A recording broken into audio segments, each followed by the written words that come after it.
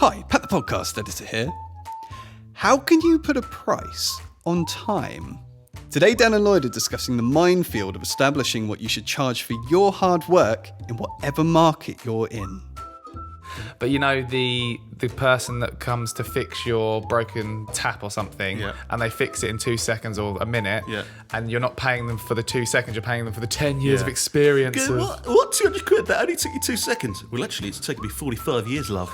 Now, everyone knows that people love value for money. So what's to stop people from just undercutting the entire market and raking in all of the clients? Yeah, you can, but you end up in this cycle of working longer and longer hours, and I've seen people be in this horrible place they can't get out of, because if they try and change anything, they'll earn even less because they'll lose the customers they've got. So you're saying that everyone should just increase their prices then, yeah? Oh, no. And that frustrates me. Okay, right. So what you're saying is, I shouldn't price myself too low, but I also shouldn't price myself too high? The problem with that is a lot of people aren't doing a good enough job to justify doubling the prices, so they'll lose all their customers in the next 2 months, and then they'll lose their business, and then they'll lose their house, and then they'll be sad. So, what's the secret then? Stay tuned to find out. Right, let's get stuck in. This is episode 51 of the Business Anchors podcast. We're just a couple of business anchors. Welcome to the Business Anchors podcast. This jingle is slightly too long. This jingle is slightly too long. Why is it so challenging to figure out what you should charge? Lots of reasons, which we'll discuss in this podcast episode. But I think a big thing is that when you're selling something, your time, service, product, you want to get as much money as you can for it. And when you're buying something, you want to pay as little for it. So there's a constant battle with everything in the world. If that's the case, then I guess it's doesn't value come into it? Doesn't how much, because different people value different products, different services, different outcomes in different ways. So isn't it down to that? Like, have you heard that analogy of I'm going to really muck this up because I'm rubbish at these, but the person that comes to fix your broken whatever tap or something, and they fix it in 2 seconds or a minute, and you're not paying them for the 2 seconds, you're paying them for the 10 years of experience. What? 200 quid? That only took you 2 seconds. Well, actually, it's taken me 45 years, love. Exactly. Yeah? Was that a good rendition of that situation? But that is essentially... To learn my craft so I can fix it in 2 seconds and not in 5 days. Yeah, I think you said about value. I think it's about two things. It's about trying to gauge the value of what you're offering the best you can. But also there's a whole other side of being able to prove that that's the value. Yeah. Because you can think in your head, God, I am worth so much more than this. But if you have no way of telling the world why your time is worth that, then it doesn't matter because no one will pay it. Because I think a lot of people get stuck in this thing where they think, I'm worth more than this. And they just think that and get all but it's like the market angry won't pay in their that. own mind. It's like, well, you need to do things to demonstrate to the world that your time is worth that. And it probably is, but you're not doing anything to prove it. So they're not going to pay that much. I also think, I actually received a reply to the Friday Club last week from a really nice lady who was sort of asking for advice about pricing and she sort of said... because we did a podcast episode about marketing catfish and how, if someone's charging very little, you should watch out because that's a sign that potentially they're not going to provide much value. And she replied like, oh, I feel really bad because recently I haven't got much business and I've cut my prices really low because I want to get more business in. And I guess you just need to be careful that that's not the answer, is it? I think it's dangerous. I mean, sometimes cutting your price or giving discounts can be the right thing to do. But I think it's usually quite a rare occurrence. I think you can get into this thing in business where you want more business, so you lower your prices lower, until you don't have a feasible business. And you think, oh, just to get a few more customers in, but then you've got loads of work to do. You're never going to be able to improve. I think, and what's really worked well in our business, and we had to learn this the hard way, we didn't necessarily lower prices, but we weren't doing the right thing. When we haven't had as much work over the years, when we've focused on improving our business and getting better at what we do and being able to show the value in what we do, then the next week, the next month, the next day, we win more business at that same rate or higher. But like I said, we've gone through times where we're, pricing, we had no idea what to do and considered doing things at lower prices, probably did do things at lower prices. I think we've always had that over the years. Whenever because we've spoken about this before, business is all about peaks and troughs. Sometimes you live in the high life and you're smashing your targets, sometimes you're not. And when you're not, and there's pressure, and it's like, I need to pay the bills, I need to pay all of our team's wages. There's pressure to think, if I just cut my prices, then we'll get more business in and it'll work. That definitely puts a lot of people and me in panic mode sometimes. Yeah. When you've got to pay thousands in wages at the end of the month. So you think, well, we've got to do something right now. Drastic. But start a seed subscription. Glad we didn't do that. Yeah. But from experience, we know, like you say, that when we've actually thought, right, let's not panic, let's regroup and focus on, how can we improve our marketing to get more business? When we've done that, and those times when we've really taken a step back to invest time in our business, on our business and not just in it, they're the times when we've really seen growth. I always come back to when we talk about pricing. When we first started in business, we've spoken about this before. Our dad was like our business mentor because he's been in the business world for years. And oh my God, I remember I came out of my job, and I'll be completely transparent. I think I came out of a job that I was earning around £21,000 or £22,000 a year. So that works out something like £80 a day that you're being paid for your worth or whatever. When I was in my mid-20s, early 20s. And I remember our dad saying, right, you've got to be aiming for charging £500 a day. And I literally, I think you made a squeal, didn't you? That was one of those. And I was just thinking, why would anyone ever in my whole life ever pay me that much for something? And in the end, he sort of said, well, you're starting out, so let's go. I can't remember. I think it was £240. Yeah. There was a calculation. And I was like, because I was just thinking, how can I look at someone's face and ask them to pay me £240 for a day of my time? And over the years, I've realised that when you're in business, that it makes complete sense that has to be charged. We didn't have the experience to understand that you're charging that because you're providing that much value. And the output of what you're doing is providing more than that. Yeah. But when you just think of it and you've been in a job and you haven't run a business, you think, how does that make sense? Someone's going to pay you that much. But yeah. It's also when you look at a business, it's kind of simpler to look at it as a one-man band, you starting out, but also it works similarly with employees in businesses. So I worked it out, like spread evenly across the year, that I was earning £80 a day in my previous role. So I thought, well, those numbers are so much bigger than that. That's ridiculous. But you didn't have all the extra costs. Yeah, there's extra costs, but also there's, there's around 21 on average working days in a month. If you work a normal week, you actually have weekends, which I would say most people need to be sane and have a nice life where they're happy and long term. Normal kind of holiday every year makes that an average of 19 days that you could earn money. So that's your chance to earn money. You need 5 days a month at least, from our experience, to work on your own business. So that you're not just delivering work. No customers are going to pay for that because you're working your own business. So that takes it down to 14 possible days you could charge for your time. And then you might be in a line of work, a lot of people are, where they need kind of 1 day prep for every 1 day that they actually do work and they're with a customer. So that takes it down to 7 possible days in a whole month that you can get paid by a customer if you're never sick. And we don't let our staff be sick, do we, Lloyd? Never. So if I earned like 80 or 90 quid, like I wanted to, because that's what my employer was paying into my bank. Yeah, that just wouldn't make sense. Yeah, I'd be earning £630 a month, which would not be sustainable. It's interesting when you think of it like that. Yeah. That's a really logical approach to understanding why you need to charge enough. Well, all of the people on our team have days that they are working on things that a client is paying us for. So that makes sense. But we also have loads of days, like right now, we've got people in the team involved in this. We're clearly involved in this. You can hear us. And and we've had people that have designed the graphics. We have people that upload this podcast, that do lots of jobs around it.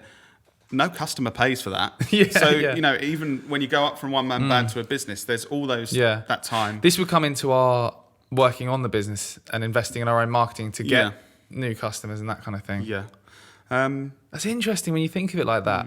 I think a lot of people are going to hear that and think, because the most people, I mean, I've been listening to you like, oh yeah. Well, when I was first looking at it, even first when I started to get more of an idea, when I stopped thinking, I could do 30 days a month for 80 quid a day and that would work out. I even got to the point where I was like, oh, actually, there's only 20 working days in a month. Okay. And I was like that for a year or two. Yeah. Then I realised there's so much stuff that you don't get, that a customer isn't going to get pay for. Therefore, to run an effective business, you have to charge a lot more. So how, like, if someone's listening to this and they get that, you can't charge the same day rate you would in a job because there's all these other things involved. How do you actually work out what to charge? Like what? I've got some thoughts on this, but I'm interested to hear. Well, I think, from my point of view, there's kind of two ways that you start. You either look at the market and think, what does the market pay for this stuff that I do? And then work out, am I a bit worse than the average person in the market? Or like, am I way better? Am I kind of average? Yeah. Or the other way around, which sometimes works and sometimes doesn't. You kind of think, I want to earn this much and I think I'm worth this. Let's work backwards and work out how much I'd have to charge. Yeah. I don't know. What are your thoughts? I was going to say, I think like doing the research to figure out what the market rate is and then see where you fit in the pecking order of that. Because like when we started out and we were charging $240 a day or something, and now we charge a lot more because the value we've got evidence that the value we're providing is significantly more. Like when we were charging that amount, $240 a day, we were providing that amount of value, but through the years of experience and learning and improving and getting better at marketing, getting better results for our customers, getting bigger, more credible global brands, we now have the authority to be able to say, and again, with me, this is what's really helped me. You asked me the other day, Dad asked me actually, sorry, when I was at home. Dad said, how have you now got so much confidence in selling and you're improving? And I like to think I've still got a long way to go, but we're winning bigger, better clients and that kind of thing. And I think it comes down to, in a pitch, I don't feel like I'm selling because I believe so strongly and passionately that we can deliver results if we're pitching for it. We'll only pitch for something if we are confident we will get the results. I feel so confident because of the evidence and the data from other campaigns. I'm not selling, I'm saying, look, we would really love to work with you. Here's how we could work with you. Here's evidence of how we've done it for other global brands. I'm so confident this will work. Do you want it or not? Yeah. That's why I feel so confident in our business and I'm rubbish. I'm still rubbish at selling, but I feel so confident that obviously other people can sell what we do. Yeah. Because there's no need to overly convince people because it's like, well, we're just saying this because this is what we do with everyone else we work with. Yeah. And they pay us this. Yeah. And they get a great return. And I think it's like, I'm saying that now, we got to a position where we're, quite further along our journey from just starting as a really small business. But I remember when we started out, it's like stepping stones. When we first started helping a very small local hotel, we got some good results. We helped them grow their audience. We got them some bookings through the hotel. And then we could use that evidence to get a slightly larger customer. And then we actually got a brand, work with a council. And we're like, we've helped the council and here's what we've achieved. And it's those stepping stones. You don't suddenly go from working with a local hotel to a global brand like Wall in like a few weeks. It takes years of those stepping stones. But do you know what, in the early days, when we were at the earlier steps, which a lot of listeners may be as well, what really used to frustrate me is there were so many people that were competing on price. So like there would be people, we'd be up against someone in a pitch or giving them a proposal, action plan, whatever you want to call it. And this is a made up number, but it might have been like, we're going to charge you $1,750 a month to manage this social media thing. And then they'd get a quote from someone else that was going to do it for £199. And it really used to frustrate me because that kind of thing of like, I know that if someone's charging that, they're either not putting enough time in to add the value that you need Yeah. to get what you want, or they're earning 30p an hour. I mean, and if it's that, fair enough, you're getting a great deal and they're providing Yeah. good value, but Yeah. it was frustrating. Yeah, but I remember, and we can kind of laugh about it now, but I remember, speaking to a few people at networking stuff that were literally charging like 200 quid for a website. And when you think about it, and also we were young and naive, and when starting out, we did stupid stuff like that. But you can't. Oh, we still do stupid stuff. Yeah, we still do stupid stuff, but you can't run a business charging 200 quid to make a website or 300 quid a month to manage someone's social media. Like, you don't have the time.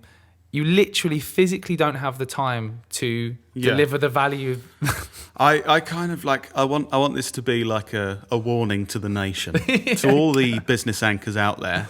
I think, please don't keep dropping your prices. And you need to look at the business as a whole and kind of think, hang on, if I continue, even if I double my prices and I continue in the way I'm working, if you're still earning under minimum wage, then full time, you've got to think this isn't going to work. I need to adapt something. I need to improve what I'm doing or charge differently. Because we know of, there's two people that have had links with the businesses over the years. Obviously, I'll keep everyone completely anonymous. That I know have burnt through inheritance from people they've got from starting a business that was never going to work. Because if they looked at it in the right way and crunched the numbers. Because there was one that was charging £10 for a monthly service years ago, and by the way, they weren't stupid, they weren't shit, they weren't a terrible person. They just hadn't done some simple things at the start that they needed to do to make sure it was feasible for them to live. And the service came with like a personalised call that took a couple of hours and stuff, and I worked out when we were trying to support this anonymous person that they would need to earn 20,000 a year income. They would need 166 customers every single month. Was it new customers? Just customers that they were working with every single recurring, month to earn 20,000 a year, which to some people they think 20,000. Oh, that's great. Some people that's quite a modest wage, but if you're working hard, a lot of people in their career are looking to earn higher and higher. And then worked out if he needed 1 hour prep for this personalised call and an hour on the phone, he'd have to work 16 hours a day every month without holiday or sickness to earn that in a year. And that was just part of the service. Yeah. So I think it's that thing at the start. I was like, logically, you need to work backwards and go, okay, if I need to earn this to live, how many customers do I need? How much time does it take me to service those customers? And money. Because I think he and a lot of he or she and a lot of other people that start a business look at it first from the customer's perspective. If I could offer this for £10 a month, what they'd love it. I'd get loads of sales. Yeah, I'd be able to sell it to loads of people. You just implode. Like, you can, but you end up in this cycle of working longer and longer hours, and I've seen people be in this horrible place they can't get out of because if they try and change anything, they'll earn even less because they'll lose the customers they've got. So you're saying that everyone should just increase their prices then, yeah? Oh, no. And that frustrates me. I feel like I've been ranting a bit.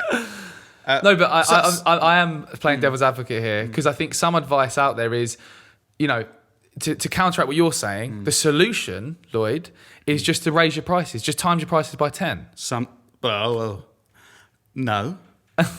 Although there are people out there saying 10x your prices. Right. So what? Well, we've got good friends that give the advice of increase your prices, and sometimes I think do you think sometimes that's the right thing? Yeah, I think a lot of people don't do those mathematics and actually don't charge enough and do what the lady who messaged me said and I'll cut my prices when really they actually are providing more value than that, so they should increase their prices. So I think sometimes it can be good sometimes. Sometimes, but the people out there, I personally believe, that just say it to everyone. Everyone should double their prices right now because I've seen that out there a lot. If you want to improve your business, double your prices right now, and next year you'll be a millionaire. The problem with that is a lot of people aren't doing a good enough job to justify doubling their prices, so they'll lose all their customers in the next 2 months, and then they'll lose their business, and then they'll lose their house, and then they'll be sad. Yeah.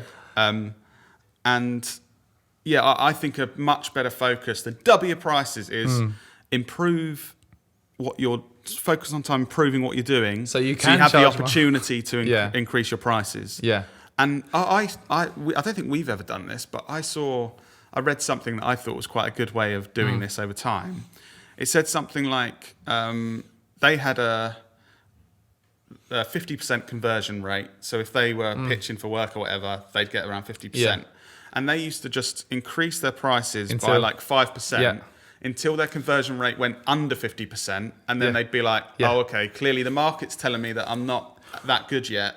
We've literally done this. Oh, have we? Yes. So with not necessarily that specific. Oh, okay. But I remember with our strategy development days that we run. Oh, yeah. I remember I delivered a couple, and with people who we really trusted, and they gave feedback afterwards. And this is on the honest truth. They gave feedback and said, "By the way, I would have literally paid double for this. Your way." And this was at the early days when we punched in the mic again. Hey! This is the early days, and I thought, oh really? That's so. What we started to do was, we didn't double the prices, but increase the prices a bit, and then conversion rate didn't drop, and we've since kept going up and up and up until it gets to a point when you do start to realise people. What's quite frustrating is that shows we were really undercharging for quite a while. Yeah. Oh Well, yeah. People got great deals though. The worst thing, again, in sales, the thing that we very fairly charge our services based on the value we're providing, right? Yes, definitely. If anyone's out there,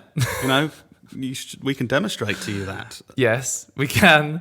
But sometimes I get really I kick myself in the foot, or kick myself when. Hang on, no, we've got to analyse that.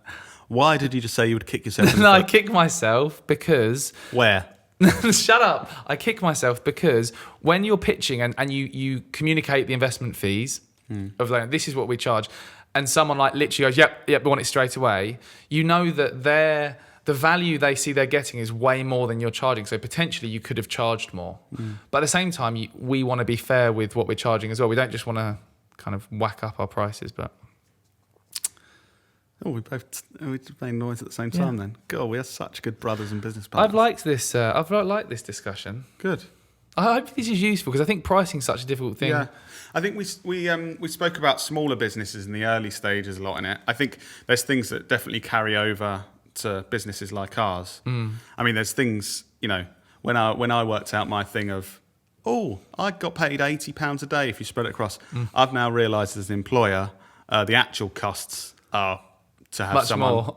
probably double that. Because of pension and pension, national tax, insurance. all this employers' national insurance, and then all the costs you have to have people working for you. But it's definitely worth it. It's totally worth it. That's why we pay people and they do a brilliant job and the business works. But so it's a bit more complicated, I think, when you look at charging. We have a system now in our business where we look at the costs of the team working on it. We know how much profit the projects need to make for our business to continue to grow and survive.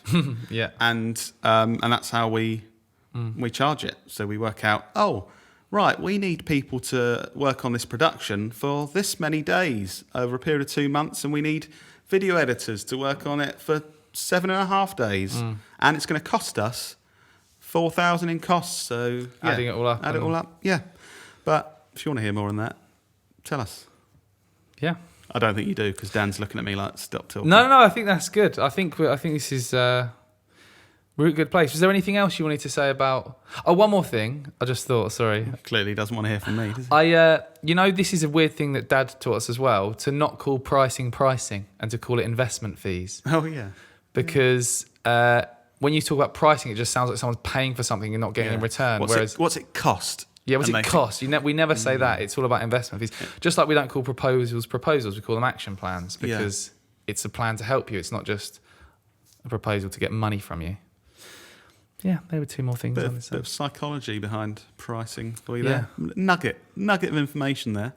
Dad used to do a thing. We keep talking about our dad. Weird for you, isn't it, listeners? Do you remember when he used to do things, niggles and nuggets? Right, who's got a little niggle that's something that's not quite right in the business, that's frustrating them, and who's got a nugget of something really good they did to improve things?